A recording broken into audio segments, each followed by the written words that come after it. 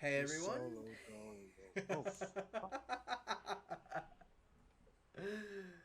Oh, What a perfect introduction. I'm going to leave that one in. Hey everyone, and welcome to the Not to Get Political podcast.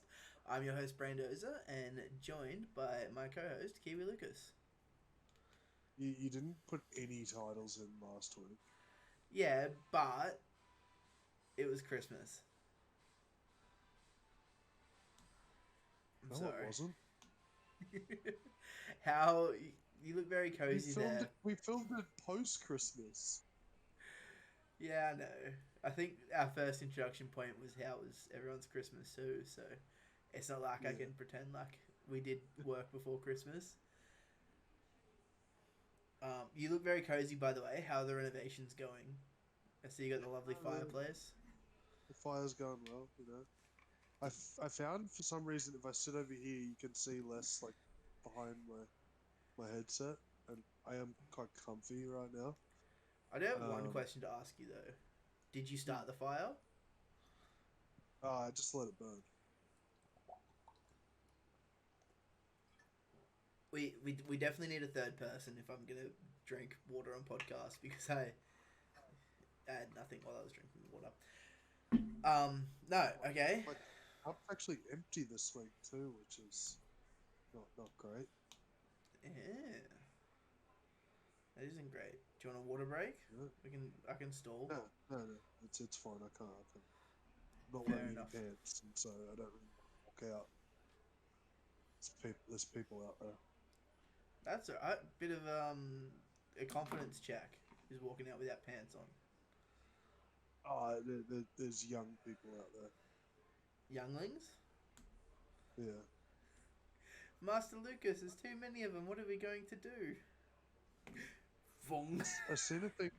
I've seen a thing today with people are trying to work out who saved Grogu, like who got him out of the Jedi Temple or whatever, if he's been trained. I mean, he's. I think it was definitely a Jedi because of the way everything's gone with Grogu at the moment. Like he's hanging out with Luke. Spoilers for the end of Mandalorian. I don't. Who did like? What was the fan theory or what was the speculation with that one? Oh, they were trying to say that Mace Windu survived and Mace Windu got him out of there. It's not a bad theory. Like, it's not bad at all. Where do you stand? You don't like it. You sound like you didn't like that one. It just like I think it's very like Star Wars community that is like as soon as they like someone, that person can't die no matter what happens to them. Like I'm just like just let him die. He got overpowered by the like two Sith lords at the time, so you know. Yeah. Uh. Nah. I don't know. I I seen just. I'd go on. I seen a comment in like the thread, someone saying like they'd much rather like Gogu had been saved by like just one of the random like temple guards or something like that. And then that guy like turned his back like on the Jedi's like completely or whatever because they couldn't protect all these people. And then he became like one of the Inquisitors or something. Like that was a cool like theory. I'm pretty sure he becomes an Inquisitor in Rebels. Like that character, he was a Temple Guard and then um, becomes an Inquisitor in Rebels. Yeah, well that could have been a cool guy to do. I didn't realize there was a character in Rebels that like that. I haven't watched Rebels to be fair. I believe, spoiler alert, but I do believe Darth Vader kills him in Rebels. Um, Darth Vader's sick. Darth Vader's like, I didn't like Rebels. I didn't hate Rebels, but when Darth Vader's in Rebels, I was like, this is awesome because it's finally expanding on some Darth Vader stuff. And I feel like as big as Darth Vader is in pop culture today, I feel like he's so underrepresented in Star Wars, and I don't know why, but I do personally feel that way.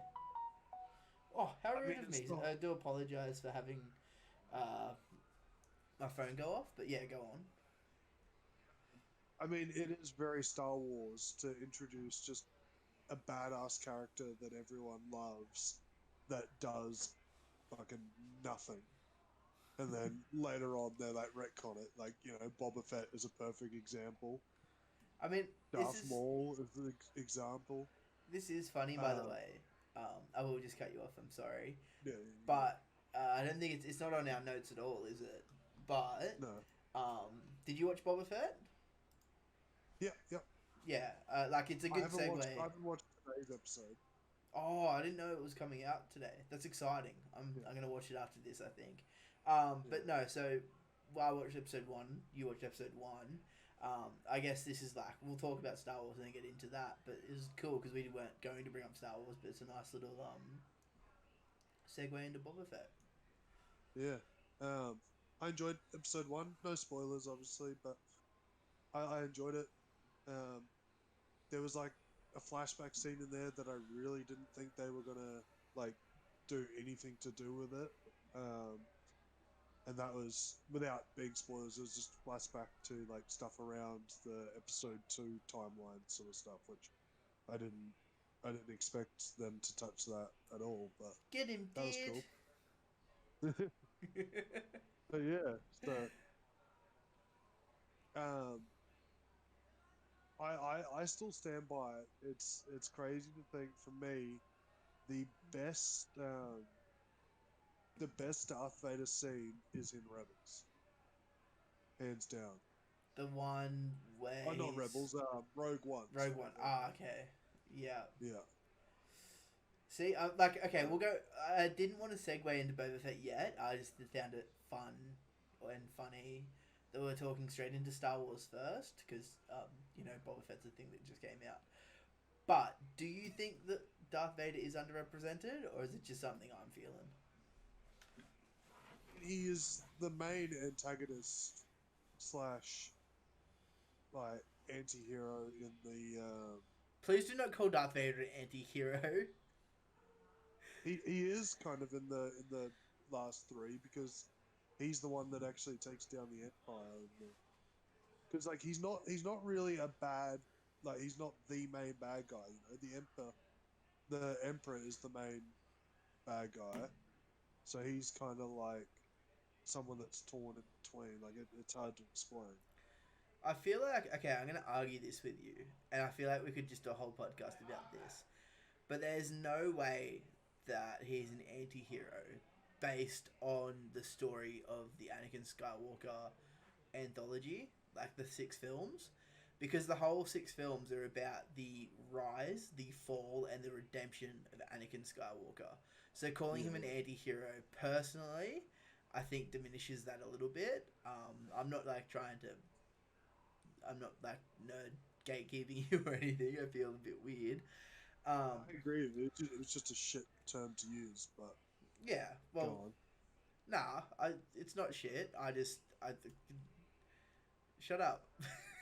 You just came here, shit on all my ideals.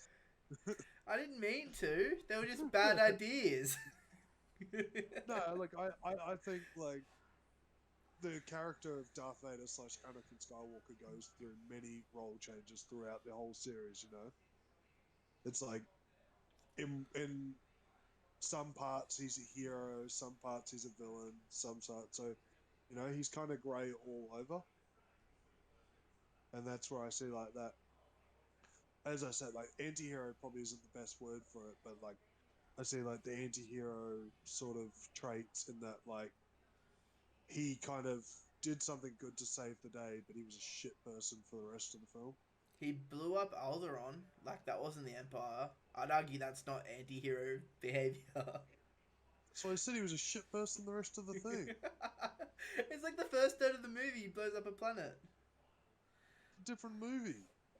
Wait, so what are we talking about chronologically? What movie do you think he does a good thing in? When he throws the Emperor down the shaft. But would you not argue that's the redemption of Anakin Skywalker and not Darth Vader? Because I would argue that. I'm also a massive nerd, but Darth Vader and Anakin Skywalker are one and the same. but are they? Yes, I don't. 100%. No. They are. I honestly, this is how I look at it, and it's not a direct comparison, but I do think they're very close to a Smeagol slash Gollum in that kind of like it's split They're the same almost. person. Yeah, but they're like obviously Anakin and Darth Vader are different in that same like vessel that is their body. I'll give you one example, right? Go. So when Anakin Skywalker kills all the Sand People, right? Not just the men, but the women and children too. Exactly. That is showing tendencies of Darth Vader already when Darth Vader hasn't even been spoken about. The whole persona was there the whole time around. He just embraced it more, and then towards the end of the saga, he realized who he should really be. That was a very, very interesting point. And I've got no comeback for it, you son of a bitch, but you're still wrong. You're coming at like Darth Vader is my favorite character of the like thing. Like Anakin Darth Vader is my favorite character of the series, and that's why like the Rogue One scene is like my favorite Star Wars moment of all time. Like Dude, I feel like a shit person for liking that, but like nah, that it's 30 seconds or whatever it is where he just like lights the lightsaber up in the dark room, and then just all these Oh, rebels it's. just like I agree with you. It is the best Darth Vader scene. yeah. I like it made me want, and I still want more than anything else from Star Wars. Is a Darth Vader movie where he's just and don't make it Venom. Don't make him an anti-hero. Make him a bad fucking guy doing bad things for his own like desire, and make a Darth Vader movie really well, and I'd be happy. I think, and it's funny like you watch, yeah, you end up watching the last couple episodes of Clone Wars, eh? I haven't seen the last season yet. Oh, you haven't seen? Okay, I can't. There's a moment in there where I think that shows a moment of Darth Vader showing more emotion than he ever did. I think like watch the last what's it 7 episodes or whatever. Like that's one of those things where you actually sympathize with the Darth Vader character. You know what I never watched as well that came out? Bad But Batch. Haven't started Bad Batch either. it's not a must watch. The season final fucked me off. To be fair, like it wasn't bad, but it's just how they ended it was just Yeah. like Um. it was like they ended on a cliffhanger that wasn't really a cliffhanger. It's on my to It's watch hard list. to It's been explain. there for a while. I will Yeah, say I wouldn't rush you into it. one other thing. Um, I know before you said how Anakin slash Darth Vader was your favorite. I used to think it was Obi-Wan Kenobi, but the way I reacted to the end of Mandalorian season 2, I'm gonna have to say Luke. Luke is my favorite Star Wars character. I I I say like you say that, but what about like like the Kenobi stuff is coming out? Like you not gonna be like same sort of emotion?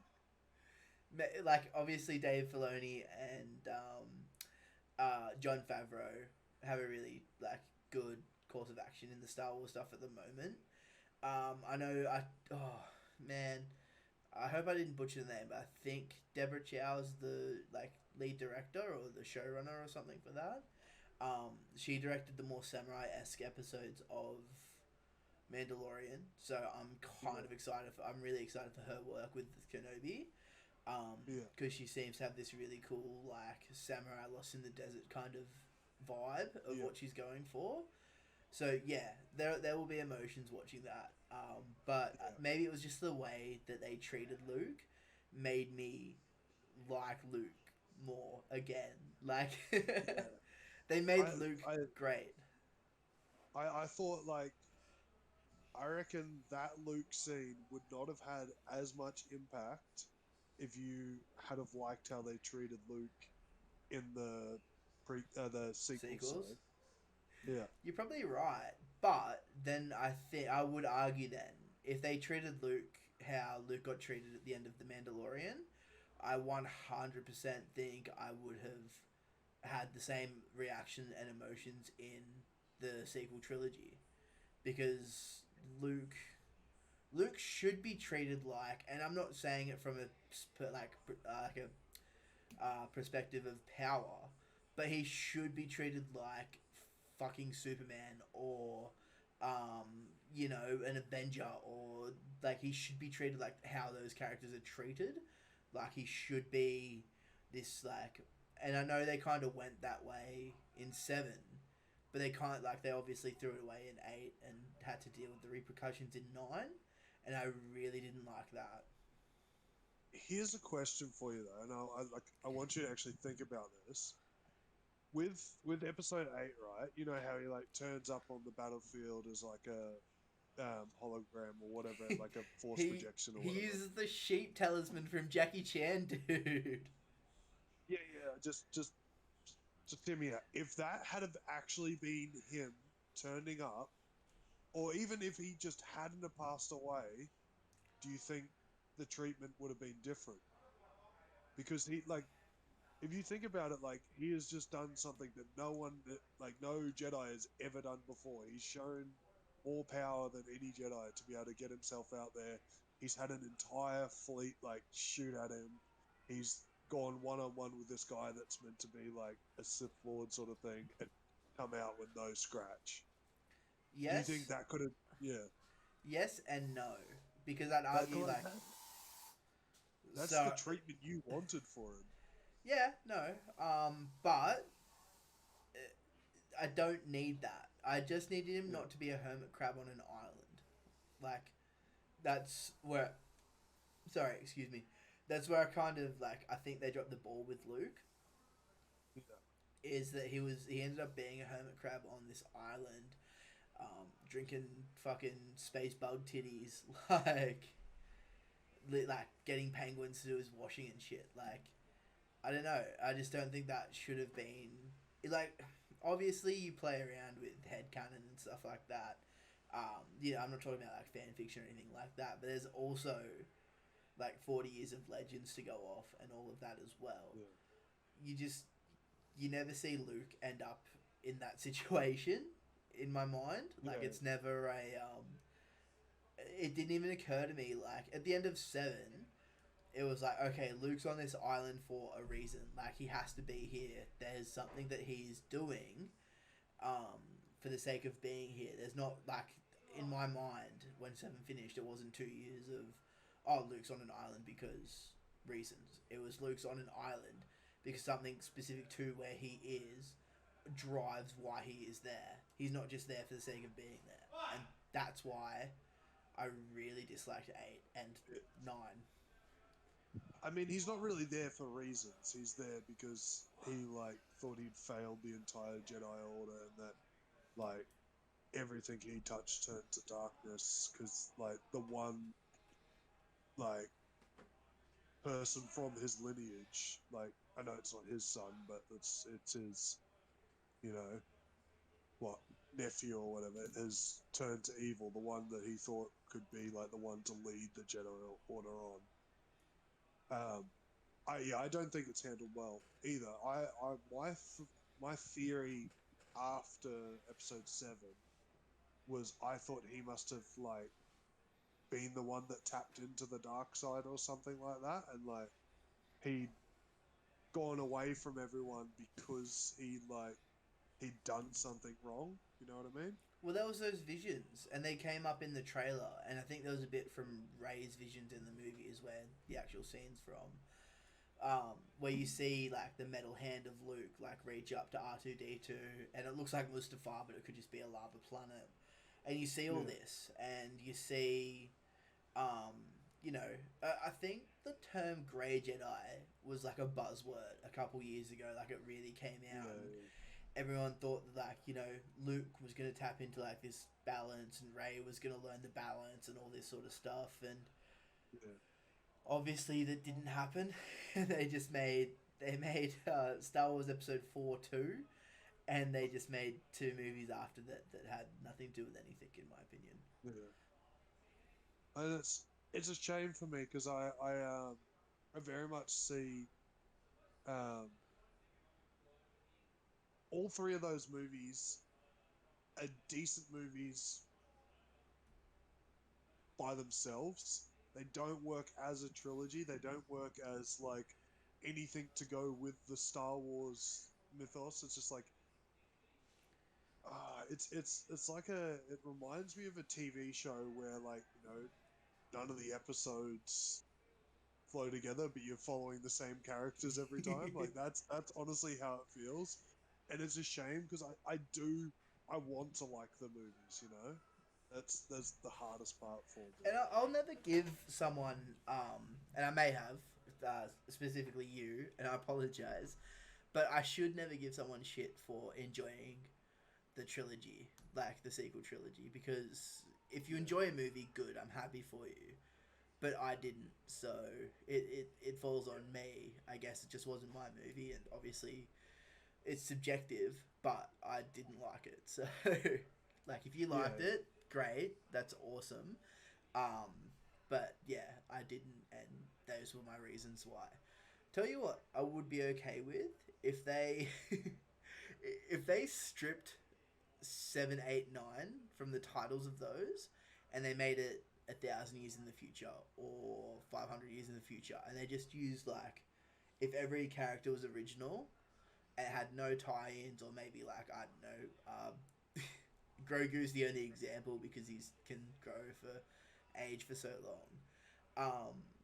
I guess if they tied it into, like, one character or something very, like, non-specific, I would be so much more okay with the films, because they would mean so much less to me, where I wouldn't need to have higher. Like, I feel like they need to respect the sagas that came before it more, because they have 7, 8, 9 on them, and that's where they fall apart for me. As this, they definitely don't respect what Star Wars was, and if they didn't need to respect Star Wars as much, I would be way more okay with the movies, I guess. I still don't think they'd be great. I just think they wouldn't be as terrible. Well, like, what you call it? It honestly felt like, and like I don't think anyone, if you ask them, will be like, yeah, the sequel trilogy is my favorite trilogy, and it's a shame because there's a lot of great, like, improvements in, like, technology and all that sort of thing, and stuff they did visually and all that sort of stuff. Like, Even the puppets, like going back to yeah, puppeteering, those puppets looked really incredible. yeah, like a lot of the stuff that they did to get, like, you know, the essence of Star Wars and that sort of thing, and to make the world feel like how it should. That is amazing work, and it just fell with how they tried to tell this story, and it's like each movie felt like it was trying to make up for something the last movie did wrong, rather than just continue the story and right the ship without, you know, turning it right around. If that makes sense, like it felt like they got to the end of episode 7 and they're like, oh, we're heading for an iceberg. Let's turn all the way around instead of just avoiding it, Yeah. and just they did something different, and then the same thing happened at the end of number 8, and they were just like, we have to fix it, and what we're going to do to fix it is just throw fan service at everyone. But it was just so terribly done, where it was just like, it was so obvious. It's like, hey, we know you hated the last movie. Here's, fucking, I don't know, force stuff and lightsaber battles and things that don't mean anything either. Yeah, I think nine's definitely a better film than 8, but I would argue that 8 had more direction and less just doing yeah. shit for the sake of doing shit. Like, Eight Eight probably had the most direction and sense of being a movie, but also felt like personally, it's not just the part wrong of direction. any of it. Yeah, like, it doesn't feel like part of anything else. Like, okay, there's a line in episode 9 that and it like, it actually hurts me deep inside. Is there's a recording of Palpatine and it cuts off, and Poe Dameron looks up and goes, somehow Palpatine has returned, and that's how they explain that he's back in the ninth movie. Like, what the fuck? I, Yeah, I, yeah. and I've seen someone else talking about that in regards to like how like Boba Fett's back now as well, and like it's been explained other ways and all that sort of thing, like in comics and that sort of thing, and it's just that hasn't even happened for Palpatine. Like it's just kind of yeah, alive. It probably has, but it's just I don't think anyone cares. I have seen, and not to take us away from Star Wars at the moment, um, but similar things happened to the new Matrix movie. I saw that last night. Yeah, It's really good, but without spoiling anything. Well, a lot of people didn't think it was good, and I can see why. Um, but without spoiling anything, there's a very big feeling of somehow the Matrix has returned as well. Like it's similar to how Palpatine's back for the sake of being back, and like the whole Matrix movie is basically the same feeling. I think it's a bit better, maybe because I'm not as personally attached to the Matrix as I am Star Wars, yeah, but um, yeah, I don't think you should have brought Palpatine back in one of the movies. He should have been back in all three, or you should set things up like they're trilogy movies, and they shouldn't yeah, come out with one and then change it. Like the biggest example is at the end of Seven. Apparently Luke was supposed to be having rocks float around him, and that's where J.J. Abrams left it. Now yeah, I don't like that either, but Ryan Johnson goes, "Hey, can you like take these rocks out because we want Luke to do something else?" And it's just like, yeah.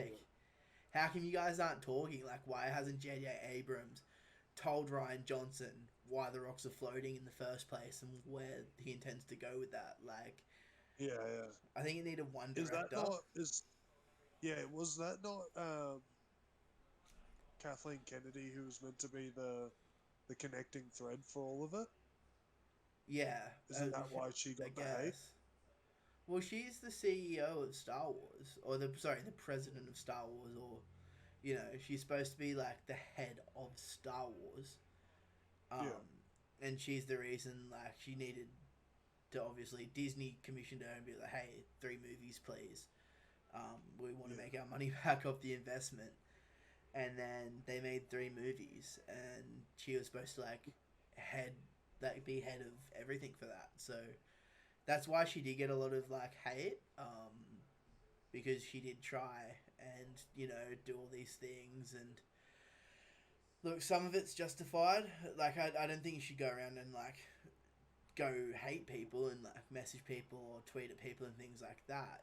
But I understand why some fans are frustrated. send your hate mail to @Brandover on Twitter. Um, yeah, I'll take it. I need more followers, guys. If you hate follow me, make sure you hate donate too on my Twitch, and hate subscribe. If you hate me so much, you should gift me 50 subs. Yeah, hate him and just make him play a game he doesn't want to play. That'll hurt him so much. Mm, He not. wants to play Overwatch. Ah, man, if you really hate my guts, you would send me $50. um, no, okay, yeah. Should we stop? As much as I'd love to keep going about Star Wars, Yeah, I actually don't know how we started on this, and I think I started us on I this. don't know. I can't remember. Do you want to go a little bit more into detail of Boba Fett, or are you just happy to move on? Nah, I think it's too early in the season to go too deep into it. He's a favorite character for me purely because it's Tamara Morrison. I was gonna say one And thing. Tamara Morrison, cook that man some fucking eggs, bitch. He's doing a very good job. I think he's a great Boba Fett, and he obviously really yeah, enjoys his role. So I'm happy for him, and happy that he's sticking around as Boba. yeah. Where do you want to move on to, Brandon? Well, we'll come back down from space and into the world of boxing, where it's the 5th of January today, by the way, guys, and already we started the year off with some hot drama where I won't be fighting Jake Paul anytime soon, but maybe Dana Oh, White why will not? be. Because Dana White will probably want to punch him in the face more than anyone at the moment. So for those of you unaware, and Lucas, I know this is a bit of like tasty gossip for us, but Jake Paul and Dana White have been going back and forth on the Twitters, on the TikToks. They have been um, blasting each other for the last couple of days, and it's been some nice drama to watch on the from the sidelines. So, have you seen much of this? Yeah, I've been following it pretty. Yeah, it's one of those things that's kind of hard to avoid at the moment. It's kind of everywhere. Like, because I'm an MMA fan, so this sort of stuff shows up everywhere for me. But it started out with what Jake Paul called Dana a cokehead. So Dana was like, I challenge you to like go 2 years randomly tested for steroids. If I go like 10 years randomly tested for cocaine, and then and then it kind of exploded from there, right? Pretty much. I mean, yeah. I So mean, like, there's more backstory to it, but look, that's the most recent how what it's.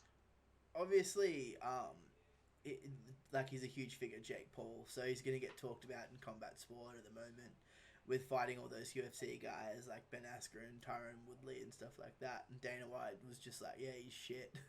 Um, then apparently he bombed his last pay per view and only sold 65,000 pay per views, which I thought was really good, by the way. I thought 65,000 pay per views on a fight that wasn't supposed to, like, it was supposed to be against another guy, so everything changed and it's COVID and everything like that. Like, I don't know, 65,000 pay per views isn't bad, is it? Osman Masvidal did like 600,000 the first one. Oh, fuck. Never mind then. I thought, I don't know, I always It's thought like 100,000 pay per view buys was good, but I guess not. Nah, but this is like, and I seen this someone saying this somewhere, and I don't know 100% how true it is, but apparently that's only like some of the uh, pay-per-view buys. Like it's not the full thing of it. So apparently that's like a third of what it was. So it's still like a lot under than what any of the UFC cards were doing last year, like any of the main cards. But it's yeah, I it's mean, have you watched any of those Thriller? Is it still on Triller or Thriller or whatever it's on? Triller? Triller. Is it still on Triller? Do you know? Yeah, yeah, I'm pretty sure it was. The last one was. So the Ben Askren fight, that whole pay per view was the biggest fucking disgrace to combat sports I've ever seen in my life. You have Pete Davidson going around like saying PewDiePie's curing cancer. You have fucking robots fighting. You have Russian slap fights with Ric Flair commentating, of all people, who looked fucking like out of his mind. You have performances by like, it was like Justin Bieber did a thing, and like I'm pretty sure Ariana Grande was singing or Doja Cat or some shit. It was just like never going to be about Jake Paul versus Ben Askren. Like, Mm. it was ridiculous. And I like that deterred me from even watching it anymore. I don't want to watch any of those Triller fights. I want to, stay right away. I think you had Oscar De La Hoya on commentary, like just completely butcher everything he was saying and just almost blatantly outright saying how fucked up he was on coke and shit and all that sort of shit. So pretty crazy. Yeah, they like because I haven't paid for any of them. Like I've watched a couple at the pub and stuff like that, and what you call it. You listen to him, and they pick like the guys who have like been openly talking about how they have like CTE sort of issues and that sort of thing. Like they've got commentators that are literally like admitted to extensive brain damage. It's like what like these guys should not be like.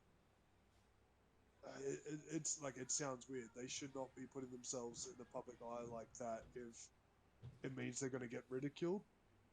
You know, but Mm-hmm. it's the whole thing is it's not about the boxing. It's It's not. about the show. Um, Yeah. And that's obviously where like Dana White's come in because he's run a successful promotion, sold it for $4 billion or whatever. He's got to be pretty happy with that. And now, so Jake Paul's going after him, saying, to Jake Paul's credit, I will credit Jake Paul on this. He did actually come in and say that you're not paying the UFC fighters enough. The minimum pay in the UFC is 12 grand. Jake Paul's actually come out and fight for fighters' pay and said that the minimum they should be getting is $50,000 because 12 grand's fuck all. And Yeah. look, But he says that like the sport that he is in, like professional fighters are getting paid more than that. They're not professional. Like normal boxing cards, there will be like main card guys lucky to get 12 grand. It's your what you call it, heavyweight champions of the worlds and like Canelo Alvarez, and like the only ones that are actually on big money boxing at the moment.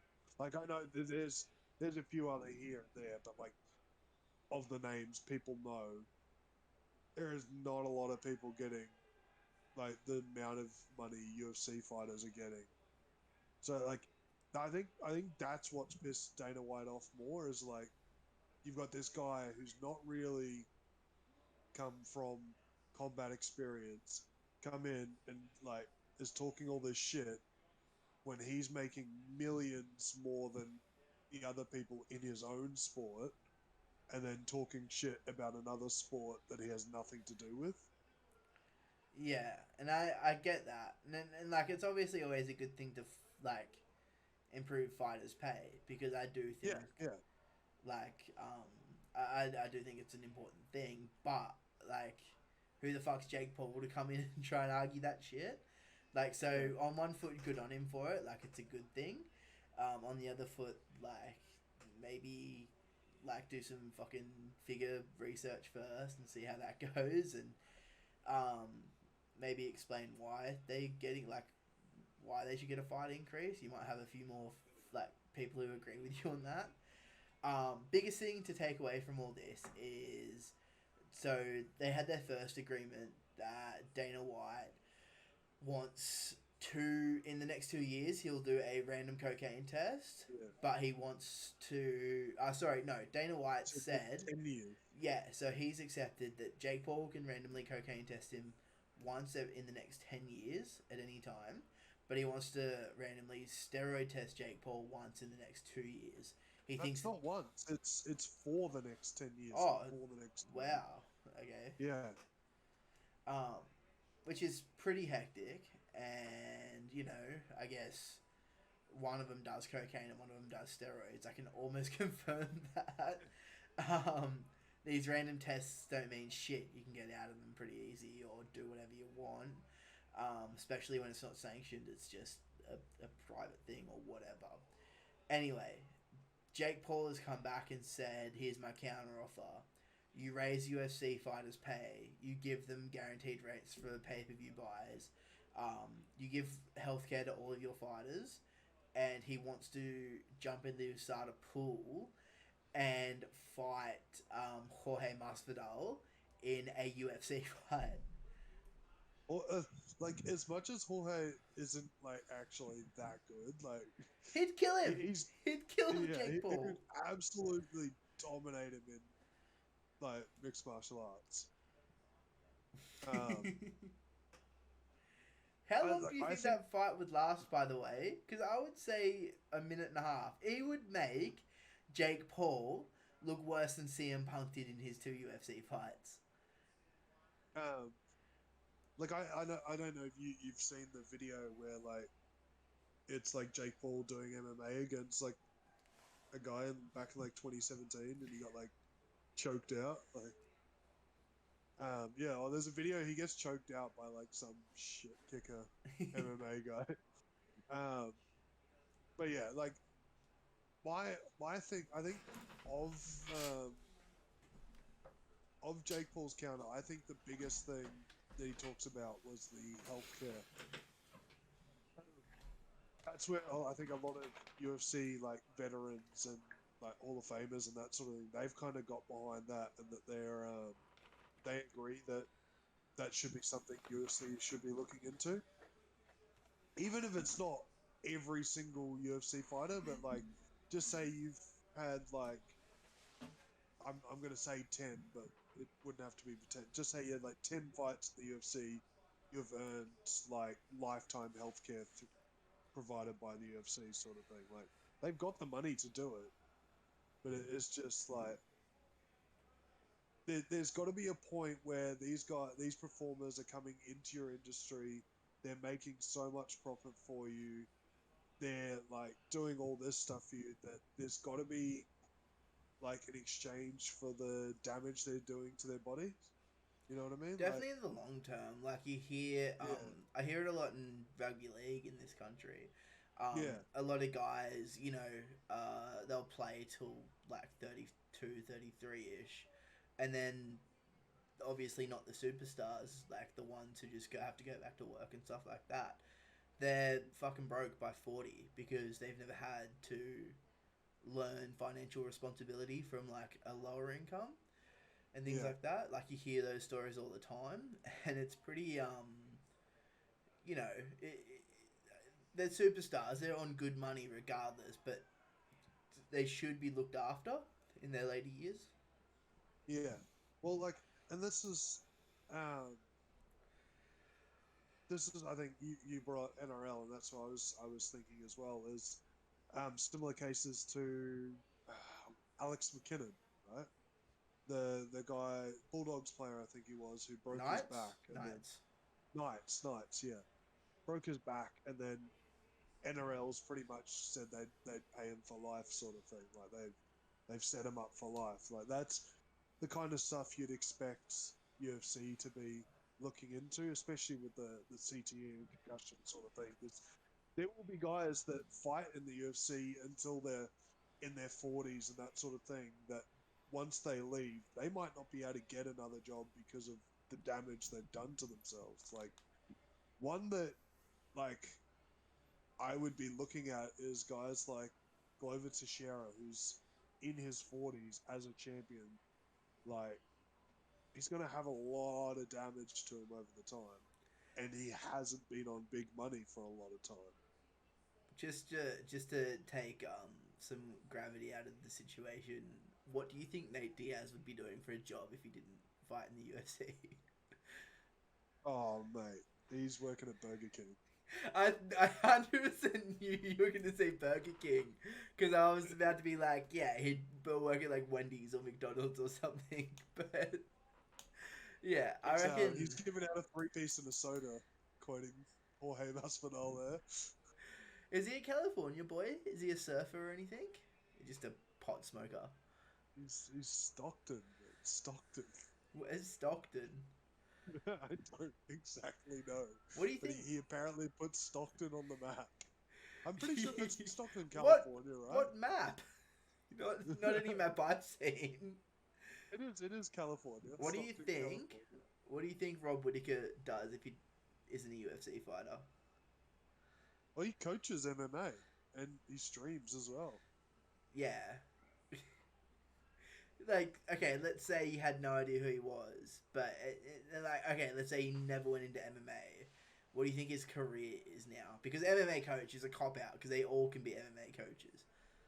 Um, I would I argue. don't think I could see Nate Diaz coach MMA. Like, I think no. like I he think is he good does at coach. MMA, but I just couldn't take him seriously. Hey, I'm sure he would do some coaching because he's a oh, black he belt would. and stuff like that. But I'm So. talking like if you hadn't seen him as a UFC Yeah, guy and yeah, this guy true. came in to coach you, you'd be like, WTF, mate. You know what? Randomly, I can see like Robert Whittaker being like a A used car salesman. No, I was gonna say like a video game software engineer. Like that's what I see Robert Whittaker as. Is like a software engineer for like that Fruit Ninja company in Melbourne. I don't know why, but what's Mark Hunt doing if he never had Thai boxing Scaffy. or on the Gold Coast? Scaffolder, for sure. What's I think he is a scaffolder now, eh? Really? Now that he's got to pay the UFC all their like court fees for his whole thing. Yeah, he got fucked up with that. I feel No, sorry for him. it's not actually over. To be fair, so as far as I'm aware, right, he lost his first court case, right? I think you remember that, Yeah, and that's what he's got to pay for is the first court case he won. He lost, sorry. yeah. So he's got to pay for all the UFC's fees for that. But he's still in appeal and that sort of thing, so he could still essentially win money from the UFC. But I just he's pulled not it up. American and he's fighting it in like American court or whatever. So I did just pull it up, by the way. Um, where he Brock, not Brock Lesnar, Joe Rogan had a really good point where no wonder Mark Hunt's pissed off with all these steroid users and shit. Because around that Brock Lesnar time, like he fought Alistair Overeem straight after, who I Yeah. think's been done. Frank Mir, Yeah. who's been done. Um, Antonio Silva, who's been done. Stipe, who hasn't been done. Fabricio Werdum, who's been done. Roy Nelson, I don't think's been done. It's just KFC and whatever else you can find in the country. Junior Dos Santos, who I believe's been done. Um, so he's I had don't like, think he's been done. oh really? Okay, No, Dos Santos hasn't been done. that's good. I like Dos Santos. I think he's a top bloke. Yeah, he's AEW's finest. No, I thought that belonged to Paige Van Zandt. She was claiming she was a wrestler now, wasn't she? I don't know. All I remember is the Jericho promo where he said, you know, when Paige Van Zandt takes on 5 guys, it's usually on her OnlyFans or some shit. um, yeah, so I feel sorry for Mark Hunt, and I can see absolutely why he wants to sue UFC. Yeah. But I guess the UFC obviously puts everything in place. Be like, well, fucking, you're independent contractors, so we don't control you guys doping or not. We just try and make sure you don't. So Yeah, I think the case is more with like USADA and stuff like that. To be fair, like it should be. yeah, Know? definitely. And or like whatever athletics commission let them test positive and then still fight. Bro, like obviously that Brock Lesnar fight at UFC 200. Brock Lesnar didn't give a fuck. He come in, said, "All right, I'll." Juice to the tits. Yeah, and I reckon his whole motto was like, fucking, I just want to fight, and then they can get me afterwards. So I reckon he absolutely came in and was like, fuck it, and then they found out he was juiced, and then fucking yeah, he was like, all right, whatever. Hasn't said a thing about it since. It's been 5 years, 6 years now, which is really funny. I know it's super side tangent, but I seen it the other day. There's talk that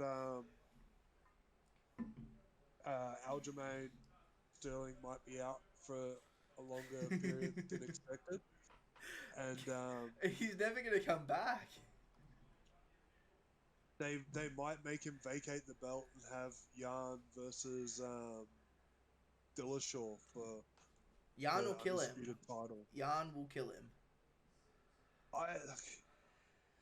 I still can't see Dillashaw in that title picture having his history with steroids.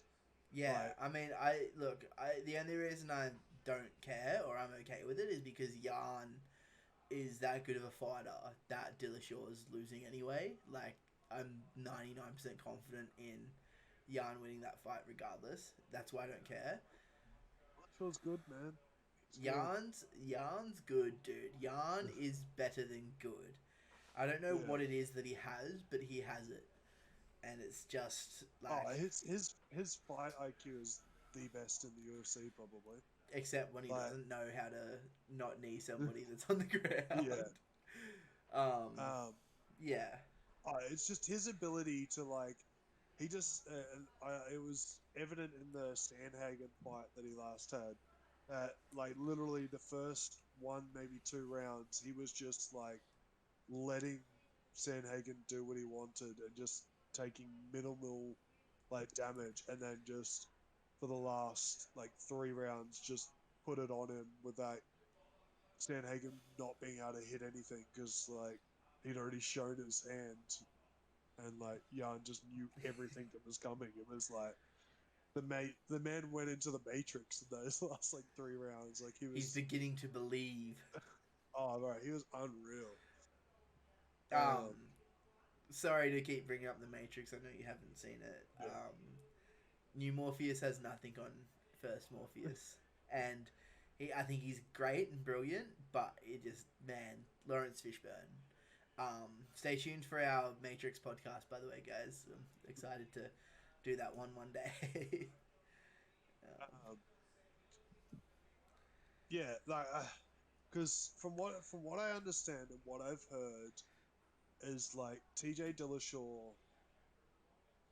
It honestly looks like was when he got caught. They went back and like tested like previous samples, and apparently it was popping up in like multiple fights that he'd won and that sort of thing. Like the guy like may have been the downfall of like Cody Garbrandt's career because of steroids. Like that's crazy to think. Like you look how good Cody Garbrandt was in the Dominic Cruz fight, Yeah. and then he gets beaten by um, Dillashaw twice, who they won't confirm it, but they pretty much confirmed that Dillashaw was doping in those fights.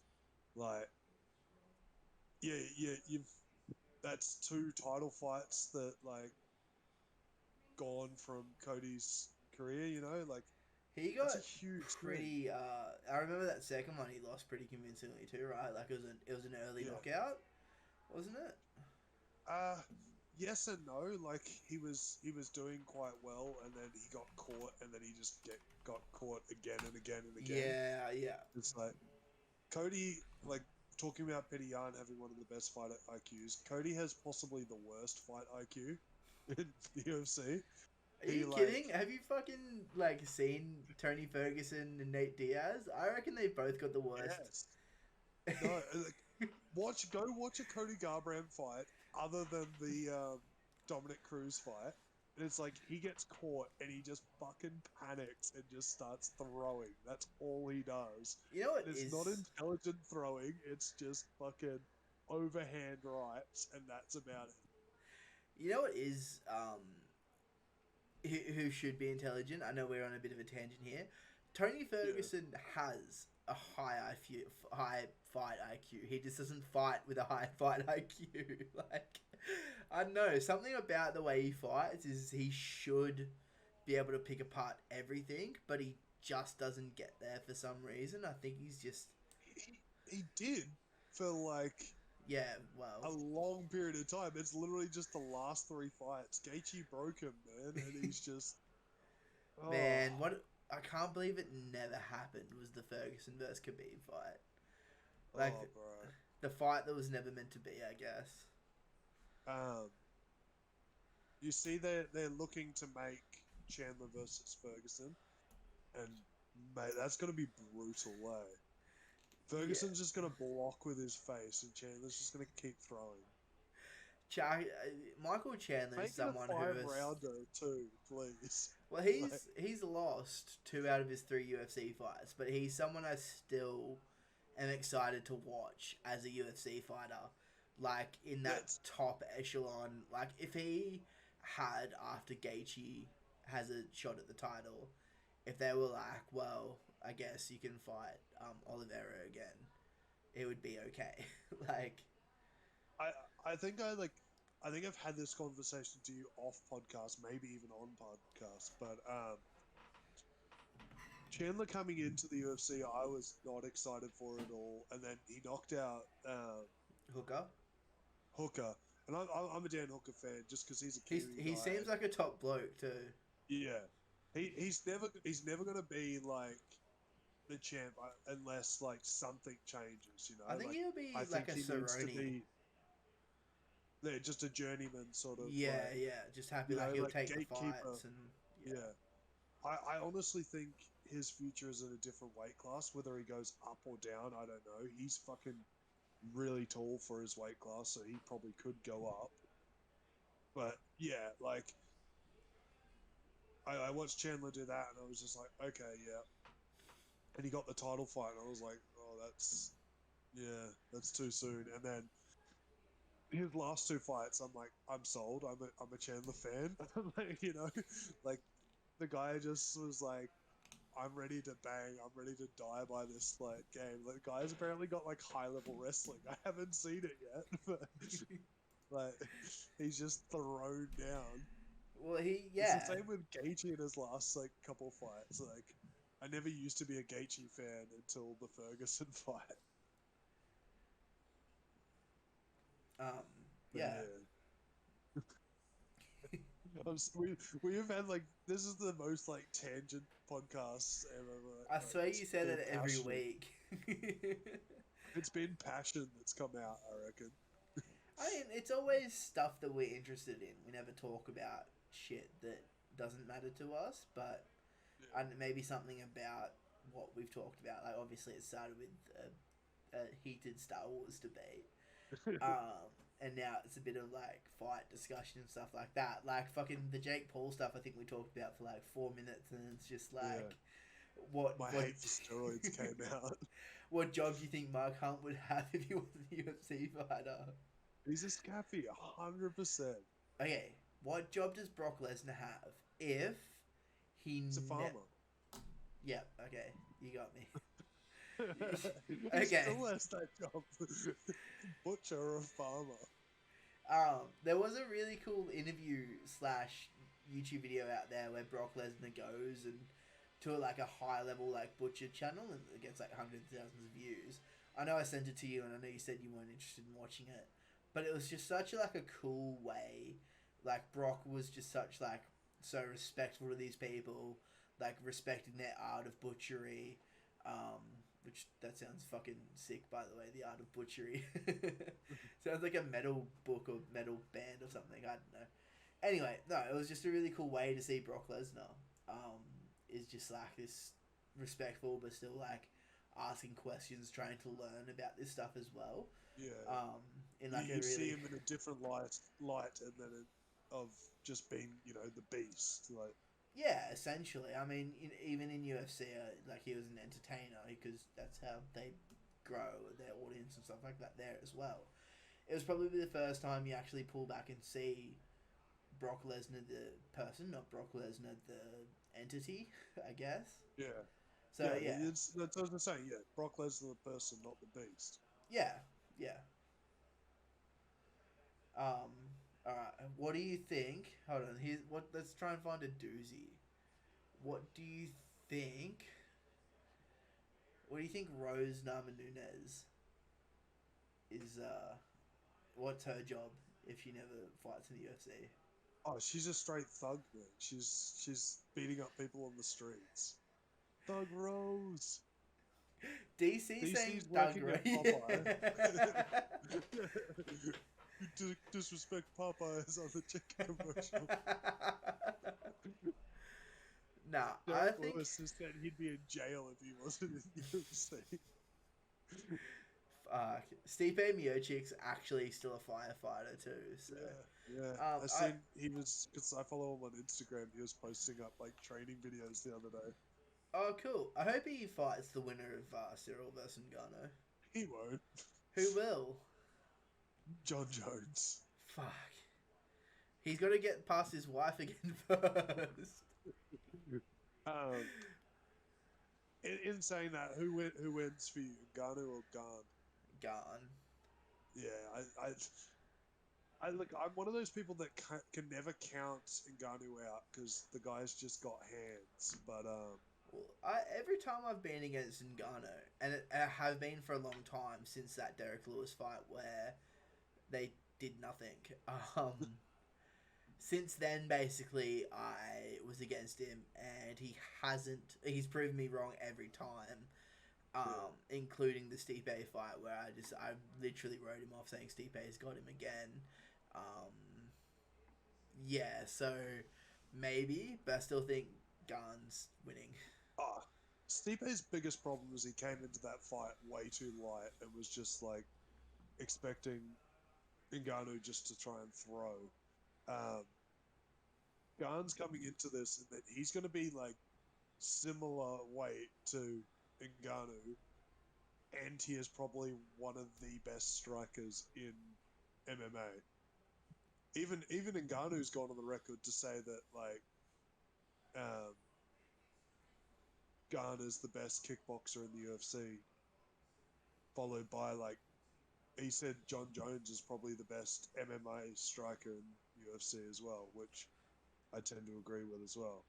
Who do you? Okay, let's say this fight happens. Garn wins. He fights Stipe next. Do you think Stipe loses or wins? Dude, Garn? Either of. Okay, let's say Garn. Yeah. What do you think happens with Garn versus Stipe? Honestly, see Garn going on a tear. If he beats Ngannou, I see him like wiping the division for a while. Yeah. Wow. And look, just look at what he did to Derek Lewis, man. Like I know Derek Lewis isn't the most technical fighter, but he was able to avoid what Derek Lewis could throw, which no one else really has. To be fair, like everyone else that's come up against Lewis has either like scraped a point win over him or has been knocked the fuck out. DC choked him out. That was pretty impressive. Yeah, yeah, Uh, yeah. D- You're not wrong there. I think. But I that was like just. round 3 or something, wasn't it? Yeah, round two. Yeah. Yeah. Look, Derek Lewis has said he doesn't want any more 5-round fights. He wants to organize with the UFC a 3-round title fight. it's not gonna happen.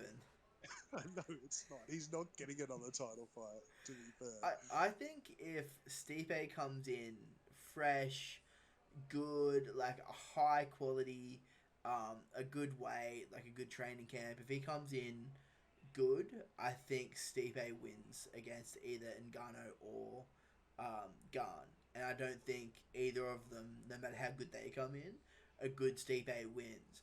But whether we see a good Stipe in the UFC again is a big question. I can still see Stipe beating Ngannou. I don't see him beating Garn. They're too similar of a fighting style that I think the things that Stipe is good at, Garn is better at. Like his fight IQ and all that. Wow, I'm really laggy for me right now. You are your audio's coming in alright, so fingers crossed Okay, everything's cool. okay. Oh, it looks alright now. Yeah. So Stipe's fight IQ and like his kickboxing, all that sort of thing. That's his bread and butter.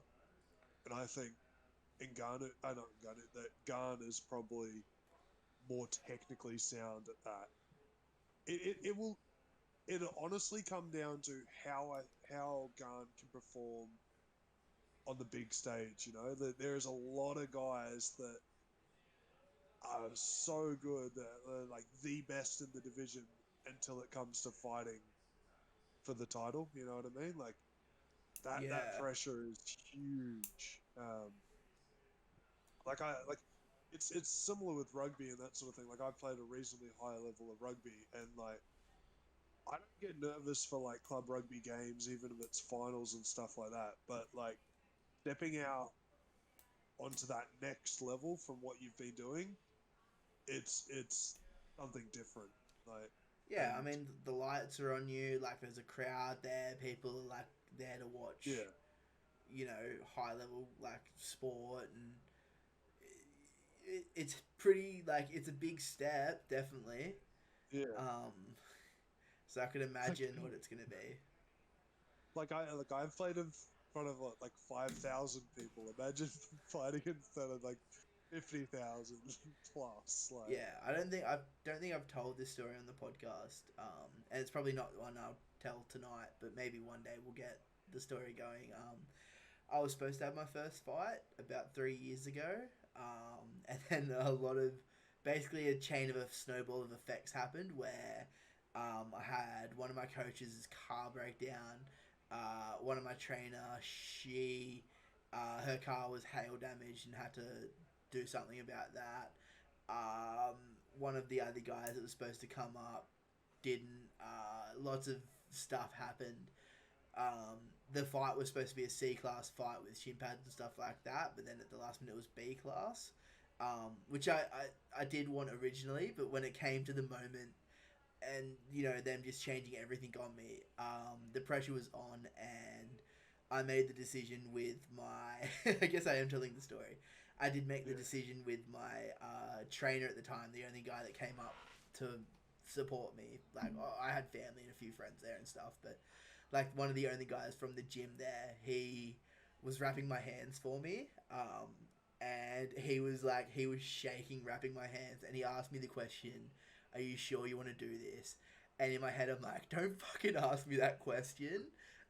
So we decided to pull the pin on that one, and that was pretty mentally tough, and it's something that like it's hurt for a long time, and something why I said last week it's one of my goals to get back in there this year, like lose some weight, get healthy again, and get back in there this year, just to try and a like rectify that situation, and b just for myself to like it's a good challenge, and I do want to compete in combat sports, so it's it was big.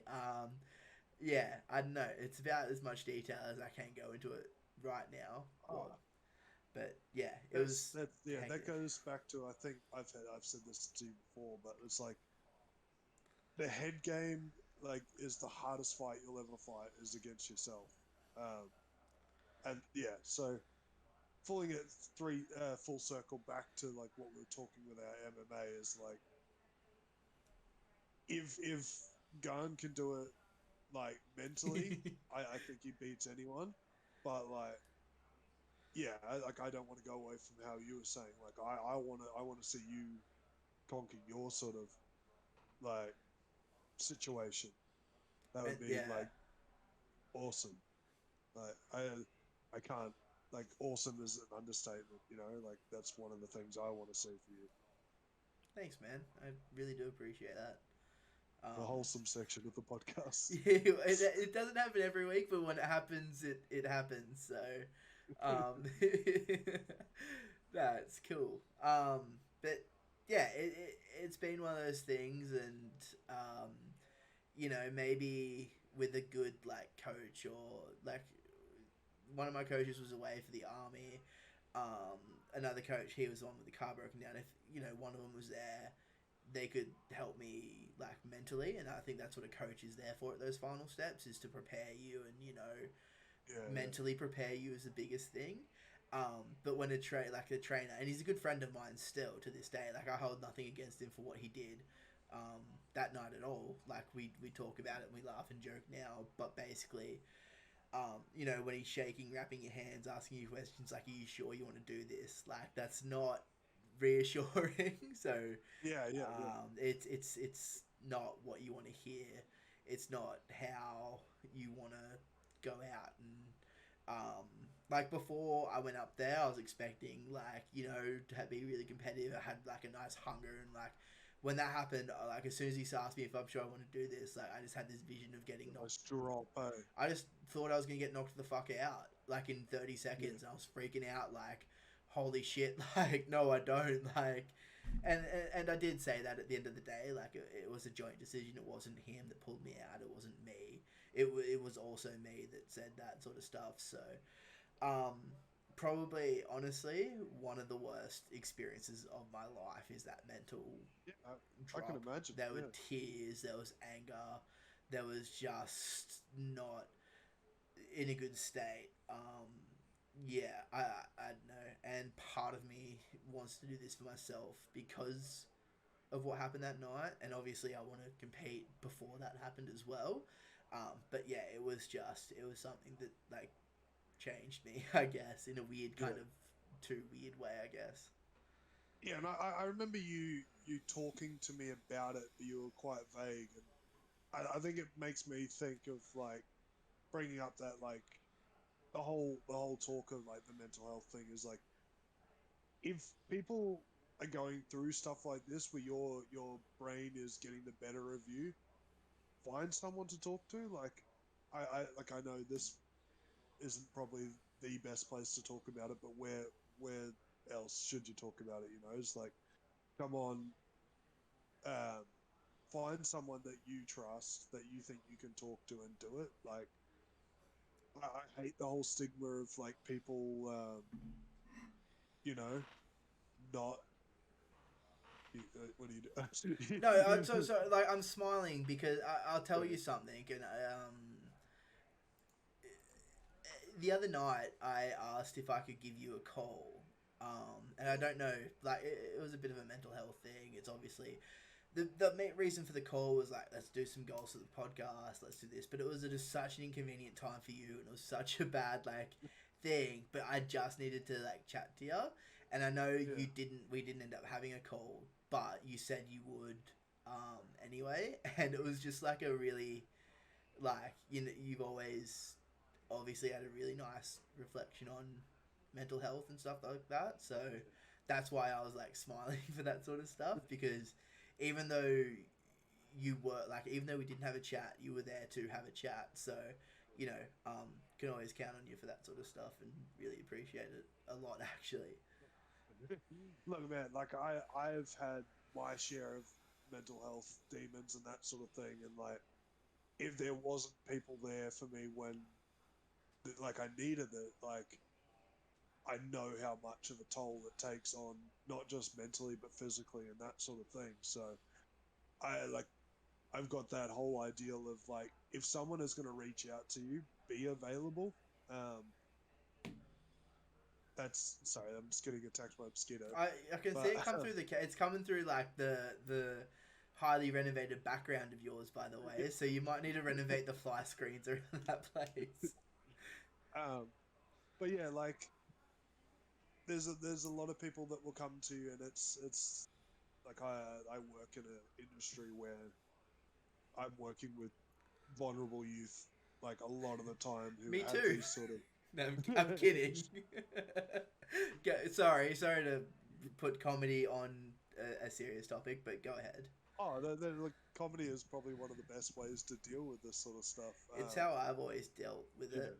Um, I think dark humor especially, and yeah, not everyone like reciprocates or appreciates it, but it's yeah. it gets you through the day, I guess. So, but no, go on. But yeah, so that's basically that's what it is. Is like you see so many people winning and losing these battles with mental health every day. It's you know you don't realize how much of an impact such a little thing can do. And I think if everyone can make a conscious effort to do a little thing, it makes up to a big thing. That's Because the least eloquent way I can say that, but even the other night, you've actually been really pushing me to stream more again. you do need to stream more. So this is something I won't go into tonight, but I have Yeah, been yeah, taking that's fair enough. like December was a work break, and then I would love to get back into streaming at the moment, but it is a bit of a mental health. I don't want to say break, but I do feel broken. So as much as I'd love to stream, it's just not gonna be as frequent or as like it's not going to be what I want it to be at the moment. So that's why in my head it's like, why bother doing it in the first place? And I know it's a Yeah, bad attitude to have, like a really bad attitude to have, but it's just how I felt. Again, I won't go into it, but everything's okay, and we'll sort something out. And this year, I have goals. I bought a Charmander book. I just had a day to myself the other day when I had a day off, and just wrote a bunch of goals in there and stuff. So a lot of it's for streaming, a lot of it's for weight loss and health and stuff like that. So they're like my big goals. Um, Look at this little guy. He's fucking adorable. And, we will get to where I want to be with streaming and YouTube and content creating and stuff this year. So if you're missing this stream, Don't worry, I will be back. Sorry, I'm looking up a quote at the moment, and I know you won't like who it comes from, so I'll say it without like. So it was if you can believe in yourself. I don't have the actual quote here, but it's like if you can believe in yourself and you can speak it into um. What's the actual quote? If you can speak it and say it, then you're like guaranteeing you're gonna do it, sort of thing. Like I've loved that thought, and it's actually a Battery Conor low. McGregor quote. It's like, and that's where he was so huge in his come up, is that like he told everyone what he was going to do, and he believed it, and that was the massive thing about it, is like if you believe in yourself and you're willing to put yourself out there and Charging battery. I can hear you. I'm sorry. It was low battery and I didn't want to cut it off and I didn't want to be like, hold on, let's wait for this. I'm sorry. Stop I giggling. just looked back up and your headset was off, and I was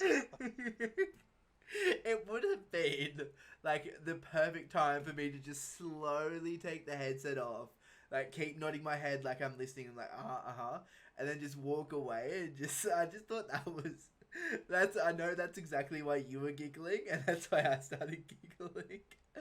But I pictured the Homer Simpson meme where he like goes back back into into the the bush. bush, yeah. um. So, Yeah, it's yes. like if you're willing to put yourself out there and say that you can do this, then basically there's no way you can't. I'm I'm watching. sorry. I'm sorry. As much shit as I give Conor McGregor, I think that is, yeah, obviously one of his biggest things. And I think Joe Rogan mentioned on his podcast is basically Conor McGregor was never the best fighter, but he always believed in himself, and that's how he got to where he was, and that's how he got to be like, you know, double champ and stuff like that. Like, he's won one fight in his last in the last 5 years of UFC or whatever. And as soon as someone brings that up to him, he goes, I don't give a fuck. That's one more UFC fight than you've ever won. And I'll tell you what, he's gonna knock Oliveira out first round, and it's gonna hurt so bad. I don't want it to happen, but it's there's a part of me that sees it happening. Yeah, It, I don't want it to happen. Like, I really don't. but you can see there is that possibility. That's the worst part. I mean, to be fair, I thought Poirier had him. Like, I thought Poirier was going to beat Oliveira. Yeah. You know what the worst thing's going to be? Imagine this. This is the storyline going forward. This is if I was Vince McMahon and I was creating, like, the WrestleMania. This is what I would have happen. Tag teams. One-on-one with The Undertaker. That was a terrible Teddy Long. Slightly racist, I do apologize. No, so I will say that I think that if I was Vince McMahon, this is how I would do it. I would have Conor McGregor come in, cut like the biggest promo, like I'm the fucking best of all time, knock out Oliveira in round one. Then you have the definitive end it all match between Poirier and McGregor at WrestleMania or whatever the UFC pay-per-view like equivalent is of quote unquote WrestleMania, where it's like UFC 300. I think that happens next year. year. 300, and have those two go at it, and it's like an undisputed winner takes all, like fireworks at the end of the fight, like kind of moment. That's what I would book, and I would have. I would love to see Poirier win that, because that guy deserves a UFC like. Oh, he's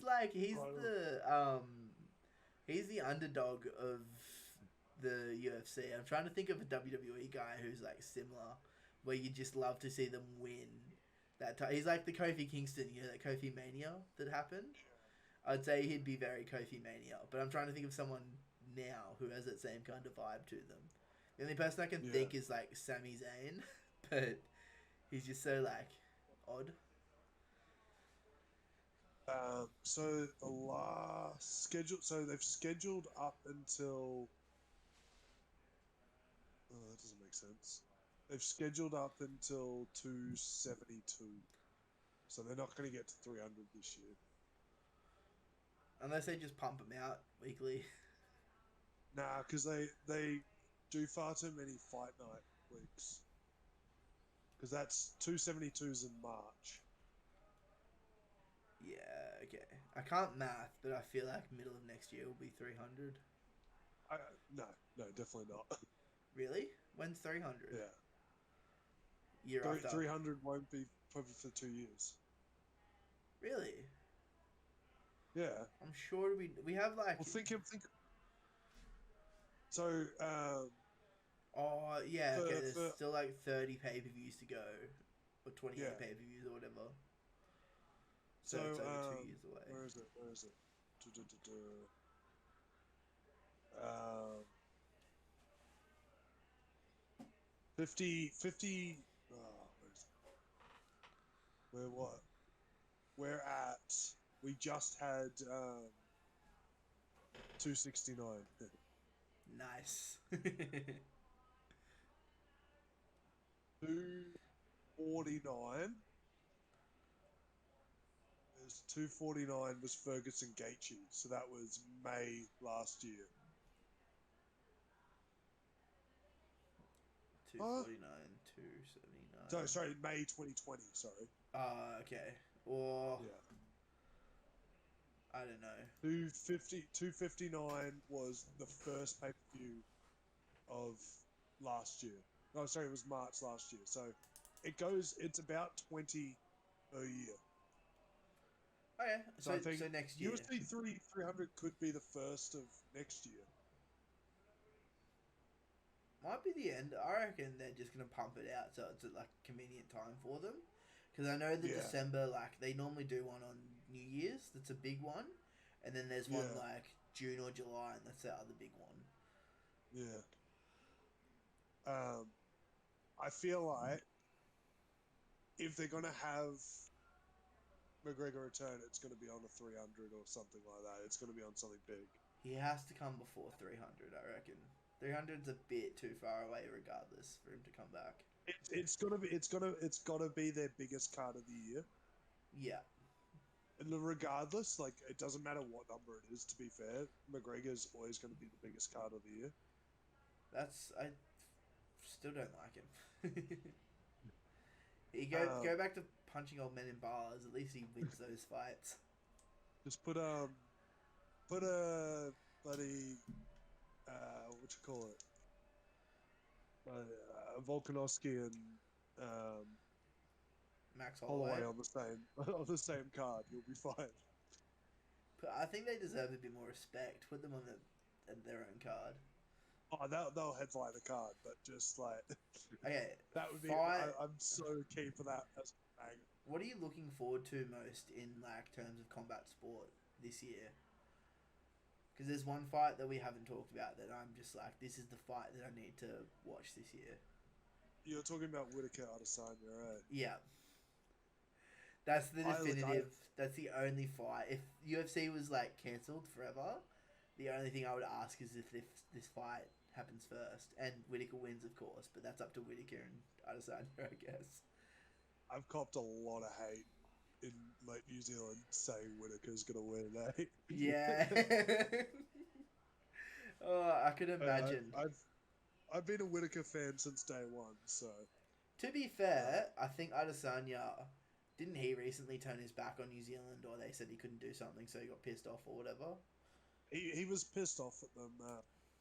Basically, he called our government racist because they wouldn't let him have like star treatment for the quarantine. Like they wouldn't let him get back into New Zealand, essentially, like the All Blacks and stuff like that.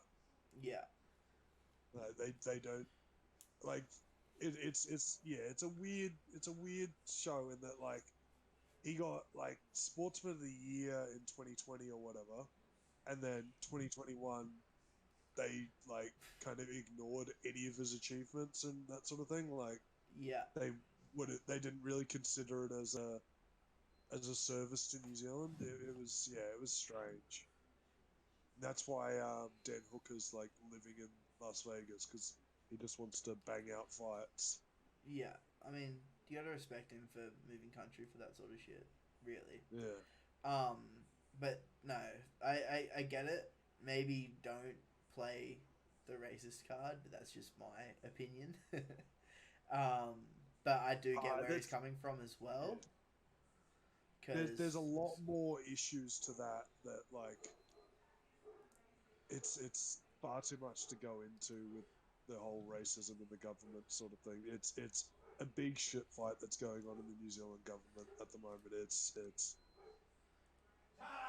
too much for me to talk about and well like above my pay grade and knowledge wise. Like yeah yeah, well, we are called the Not to Get Political podcast. So yeah anyway, speaking of drama, do you know what an NFT is, Lucas? yeah. I own a couple. How about you NFT these nuts? It didn't work, did it? It's not a segue. It was just literally like a bit, but it didn't work. NFTs nuts. NFTs nuts. It'll work. Someone will make it work. If you want to NFTs nuts, comment below. You're gonna make an NFT of just like a picture of a nutsack now, aren't you? What about peanuts or pistachios or something? Like put a couple hairs on them. What about like a wig, like an animated? All right, here's our NFT idea. It's peanuts with a mullet, with a guitar, and on off the guitar is hanging a nutsack. You've got too much going on there. I reckon the mullet, guitar, and nuts is good enough. Do you own an NFT, or is that just a bit? It is a bit, but I do want to buy the. It's gonna sound funny, but Husple is selling NFTs. Of course he fucking is. Dude, I got a Husbuller here. This is fucking the most non-fungible Husbuller you'll ever see in your life. I know. Can you see him in the camera? There he is. Yeah. Look at him. That's the most non-fungible Husbuller I could ever see. It's real. Like I follow Hustler on Insta. Of course, and, you fucking want a Husbuller NFT. I've seen that like he's talking. He's like, buy my NFTs. I'm like, yes, take all my money. Okay, well, this isn't where I thought this conversation was going to go. But you know where I don't think NFTs belong? In video games. I think it is the next scummy microtransaction that's going to come up. Dude, it's going to happen. And there was a letter, and you know, this is the story that we're going with. It was on the notes in the podcast. There was a story from the president of Square Enix, one of my, you know, favorite companies to make video games. I usually suck them off every other week. But don't worry, they'll get their, you know, due diligence this week. Their letter from their president said they want to explore NFTs in video games and use blockchain technology as a method of monetization in their video games. And that sounds fucking terrible to me. I think that's a very I bad don't thing. think I've seen anyone say yes. I want NFTs like from video game companies and that. Are you kidding? Other There's than- about 10 people who love the idea because they think NFTs are the future. But they're like not gaming people. Like it's all people that like are just interested in making money. They're all like, yeah, do it. I'm just like, no. I like. For starters, I don't understand the whole hype behind NFT. Like, I understand the whole what they are and everything like that. I just it's just like you're paying for like essentially. It's not like you're not actually buying the thing. You're buying the possibility of the person that made the thing going like getting more popular because your thing isn't going to go up if that person doesn't get more popular. Like if I sell you a NFT, right, and I never gain popularity at all, I just become like a random bloke, that NFT is not going to gain value at all. But if I buy an NFT from Hasbulla, for example, right? Like, and then he gets more and more popular in the public eye, then that NFT's value goes up and up and up because it's a Hasbulla NFT. It's literally just a digital version of someone's signature that they've put on something that looks cool. Yeah, you've basically hit the nail on the head. Like, it's basically, it's art 2.0, in my opinion. And in this case, like with video games, which we'll get to, it's just loot boxes 2.0 or CSGO, like knife skins 2.0, which is fucking atrocious because no one liked that shit in the first place. Yeah. But yeah, like obviously you're essentially right, and the way I see NFTs is the reason I'm against them or haven't looked into them buying them for myself or anything is they seem like a scam, and everyone who isn't in the NFT space is pretty much agreeing because, um, and I'm not saying Husbuller is doing this, but let's use him as an example. Um, what if he sells you an NFT for $2,000 and he sells that to everybody? Now everybody has a quota for $2,000, right? Then he brings out this one $300,000 NFT. I believe there's some scam going around where basically what will happen is he'll buy that $300,000 NFT for 500,000 and then value it at like $5 million or something ridiculous. Then he's technically sitting on a $5 million asset and he's selling it for less than that, but still more than what he paid for. It's this crazy corrupt system of just making money appear and exist for no reason. Like, that's why I really think NFTs are silly. Yeah. Because it's like everything. It's like Pokemon cards. Like Charizard from the 90s is going up because it's scarcity, and NFTs is just digital scarcity. I do get why Charizards and like Pokemon cards in general and stuff are going up. They're more popular, more people are buying them, and they are a scarce product because they don't get produced anymore. I don't like it. I don't think they should go up. Personally, I think that they should have stabilized and I'm not an expert in this sort of stuff, but I do think that people are just buying it for the sake of buying it at the moment. With NFTs, there's nothing stopping you from right-click save as or taking a screenshot either. Like, yeah, but you don't have the saying that you own it. oh, That's I the thing. completely understand that, but it's not Yeah. this. There's no digital scarcity to it either. As much as they want to try and like create this digital scarcity, and obviously a good forum for that is video games. And I know, I'll talk about the Square Enix one, but I do know that I believe Ubisoft are definitely looking into NFTs, and I believe EA are as well, and probably other companies too. But they're the three that come to mind when I know. I think you're kidding yourself if you don't think like pretty much every major developer is looking into it and that sort of thing. Well, not developer, every major like Publisher, gaming company, yeah. publisher.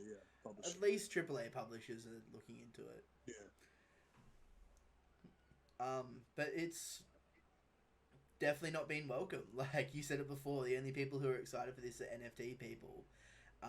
There was a quote the other day from, I don't know if this was the Square Enix one or somebody else, but there was a quote that's saying video games are evolving, which is now there's different ways to play video games apart from just having fun.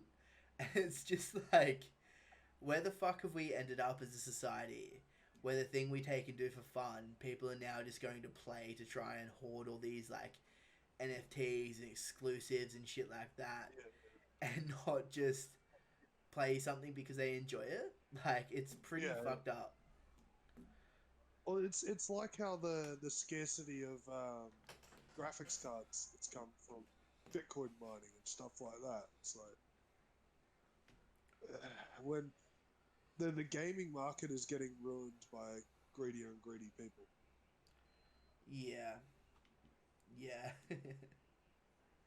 that's the easiest way to put it without like fully getting into it. I mean, like, it makes sense that's where they're all going, though. Like, I feel like video games have always been, like, a medium for people who like this sort of stuff because it is very, like, high-end technology and, you're dealing with different concepts and stuff like that. It's a bit of quote-unquote fantasy, um, which is why... You know, the kind of NFT that I think that I would somewhat be okay with, like I wouldn't, but I would, is if a game developer came out and they said, all right, we have a one of one game, right?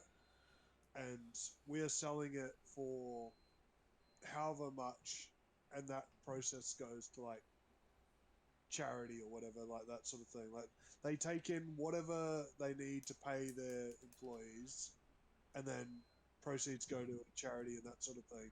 And it's like some one person owns this video game, and it could be like a big publisher and that sort of thing. So it's like that scarcity actually exists because they are the only person that can play that game, and that sort of thing. Like I know some jackass like billionaire would buy it, but it was like the same things happening with NFTs anyway.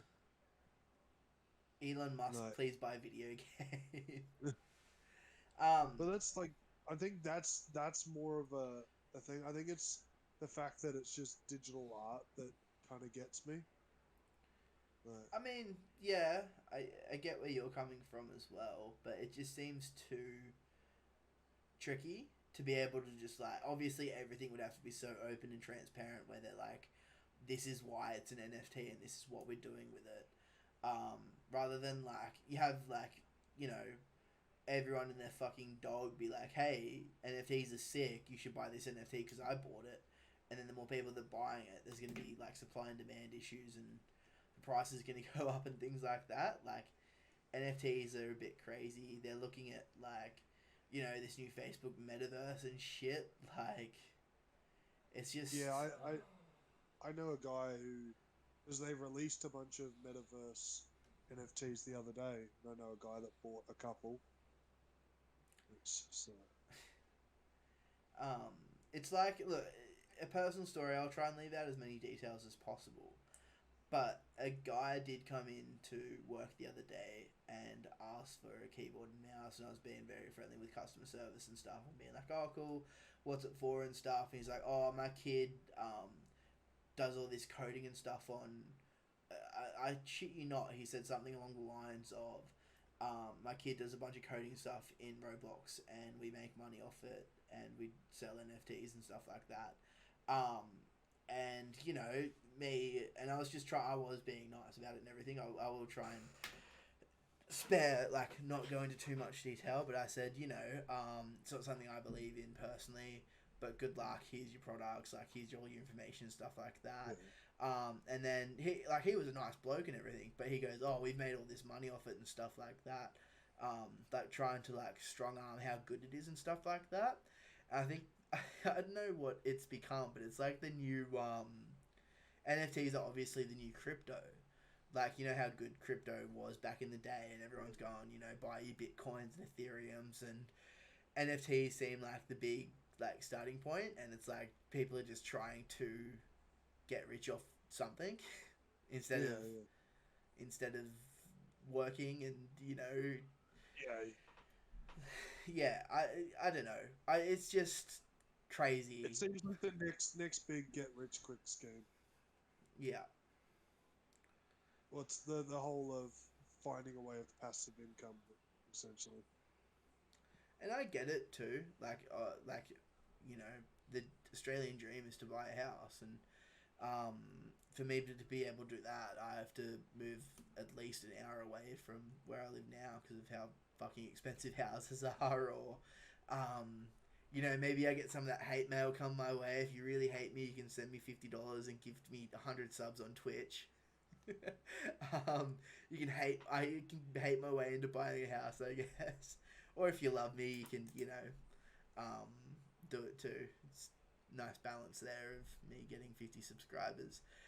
Um, no, I get it. Like the world's crazy. People are needing desperately to gain an income. Unemployment rates are high. COVID stuff. We're either not to get political podcasts, so we're gonna not touch those subjects. But yeah, I do get it, and I do understand why people are doing this sort of stuff, and they saw how successful people were with Bitcoin. So it is just one of those things at this point in time. It really is. Mm. Yeah. Yeah. I don't know. I it's one of those topics that just like wears me out. It's just one of those things, but you can keep talking about nonsense for ages. Like, I think we've talked about it for, 15, 20 minutes now, and we haven't got anywhere.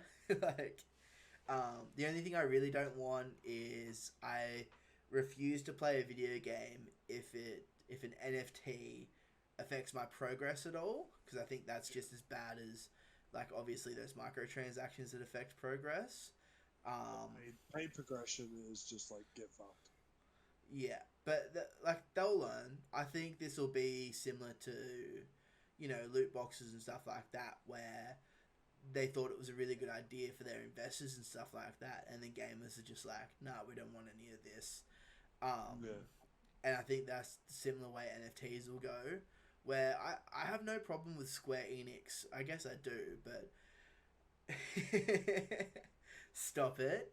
I have no problem with them if they want to release digital art as an NFT. It's not something I'm interested in, but it won't affect my Yeah, it doesn't enjoyment. affect your playing experience. No, Yeah. not at all. But if someone, like, if I'm playing Final Fantasy 14 and someone comes in, like, rolling with an NFT fucking mount and an NFT scythe and NFT armor and stuff like that, and they just, one shot a whole dungeon or whatever seems to be the case, I'll be pretty pissed off because I don't want to spend my money like that. Like, I work hard for my money. I don't think it should be used to benefit you in a video game that you already pay a monthly subscription for. Yeah, yeah. It comes down to that discussion of like,